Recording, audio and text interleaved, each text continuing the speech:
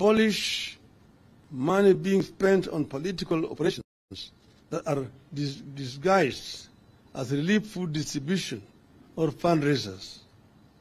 It makes no sense at all for a Kenya Kwanza operative to spend 20 million shillings on a chopper to distribute 1 million worth of food.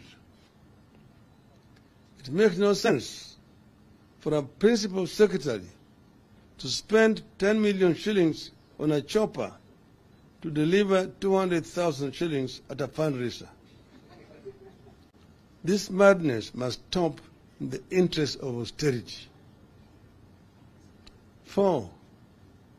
Domestic and international travel, conferences, workshops, and training must be reduced, and they should be held in the offices. Those who are working in Nairobi should hold their meetings in Nairobi, including members of parliament. Parliament has got enough offices, a facility for members, committees to meet. There's no need to transport members of parliament to go and meet in Mombasa. The same thing applies to members of the county assembly. 5. Freeze ministerial out-of-station allowances, ministerial house allowances, and domestic allowances for cabinet and principal secretaries. 6.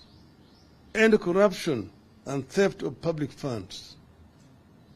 Kenyans can't and won't tighten their belts any further.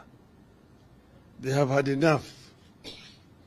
Their next available course of action is to force Kenya Kwanza to tighten its belt or force it out. End of the statement. Thank you.